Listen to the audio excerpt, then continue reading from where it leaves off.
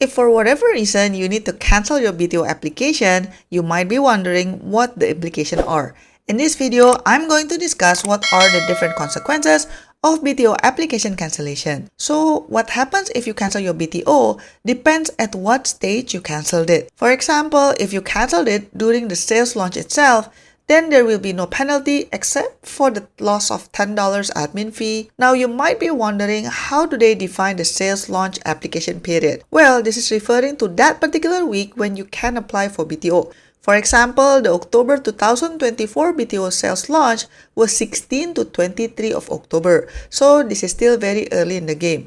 In order to cancel at this stage, you can simply log into the HDB Flat portal, click My Flat Dashboard to cancel your flat application before the end of the application period. But if you cancel your BTO application after sales launch but before booking a flat, your flat application will be included in the computer ballot and assign a queue number if you're lucky. If your queue position is within the flat supply, you will not be eligible to apply for a flat in the subsequent BTO or SBF exercises until after your flat booking appointment. If you had been invited to book a flat but did not do so even though there were units available, that means you have rejected a chance to book a flat. You will incur a non-selection count and all your ongoing flat applications will be cancelled. And of course, your $10 admin fee is also not refundable. For first-timer families, including those under the first-timer parents and married couples category with one non-selection count,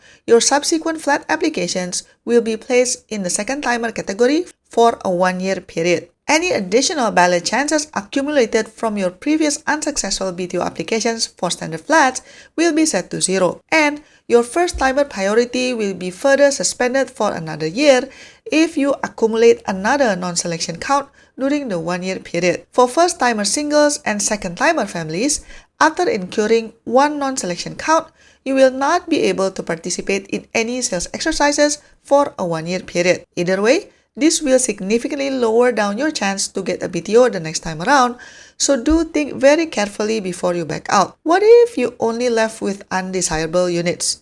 Well, HDB will waive the non-selection count for applicants with 10 or fewer BTO flats to choose from or 5 or fewer SBF flats to choose from. But what if there are actually more than 10 units left, so HDB is not willing to waive them, is it? Yeah, the limit is as mentioned before. But if the units left are really not acceptable, let's say it's at level 1 or level 2 and facing the dumpster, you might want to think, do you really want to get stuck with it between 5 to 10 years MOP depending on what's the BTO classification, whether it's standard, plus or prime, and when you want to resell the unit, will it be so difficult to sell the place? So it is eventually your decision to make, but I'm just making a point to always see the big picture.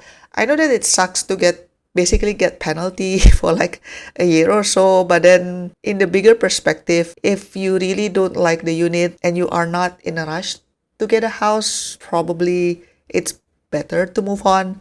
I mean, it's up to you eventually. Okay, let's move on. If you canceled your BTO after booking a flat but before signing the agreement for lease, then you will lose out the option fee and the administrative fee. How much is the option fee depends on the type of flat that you applied for. For example, for 4-room flat and bigger, the option fee is $2,000. For 3-room flat, the option fee is $1,000. And for 2-room flexi, the option fee is $500. On top of that, you must wait out a one-year period from the date of cancellation of the flat application and ensure the full fee that was forfeited has been paid before you may apply or be included as an essential occupier for a new flat, a resale flat with CPF housing grants, a DBSS flat from the property developer, an EC unit from property developer, a resale flat that has been announced for SURS, and a rental flat from HDB. For first-timer families, any additional ballot chances accumulated from your previous unsuccessful BTO applications for standard flats will also be set to 0. If, let's say, you cancel your BTO application after signing the agreement for lease but before key collection, which means you're actually already very close to collecting keys, then you will lose 5% of the purchase price, admin fee, and legal fees that has been expended. 5% is quite a lot. Huh? Let's say if your BTO flat was priced at $400,000, then losing 5% means you are giving up $20,000, which is not a small amount of money. The stamp duty might still get refunded though, although you will need help from HDB or your solicitor to apply to IRS.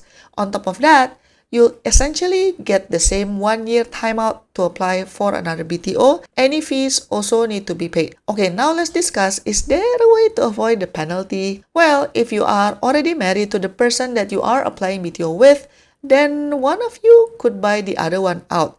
Essentially, one party can quote-unquote take over the flat by buying out the other's share. But again, this option is only possible if you guys are married. If only fiance or boyfriend, girlfriend, then sorry, cannot. If you are thinking about this, it is a good idea to get a lawyer to write up a legal agreement to protect everyone. The person who stays in the flat will also need to show that they can afford it alone. This usually means that they have to give new financial documents for HDB or the bank, which can be a little bit of hassle, especially if your money situation has changed since you have split up. To avoid any nasty surprises later on, it's best to talk to a professional. If you are not married yet, another possibility is to find another eligible co-owner. If you're lucky enough to quickly move on and find another fiancé, I have read in forums that you might be able to appeal to HDB to replace your ex's name with your new fiancé. Of course, the ex must agree to this arrangement, but note that this will be on a case-by-case basis and it really depends on HDB discretion. If you don't have a new fiancé and you really want to keep the flat, you can try to transfer the flat ownership to a sibling or parent, but they must be eligible to apply for a BTO with you. And if it's a sibling, just heads up that it might ruin their future BTO possibilities. So it's really not a rosy path. If there's any extreme circumstances, for example, your partner passed away, or there's a significant change in the both of your financial capabilities, etc., or if you still have any questions, the best is to approach HDB to seek their guidance. Don't forget to like and subscribe, and I'll see you on my next video. Bye bye!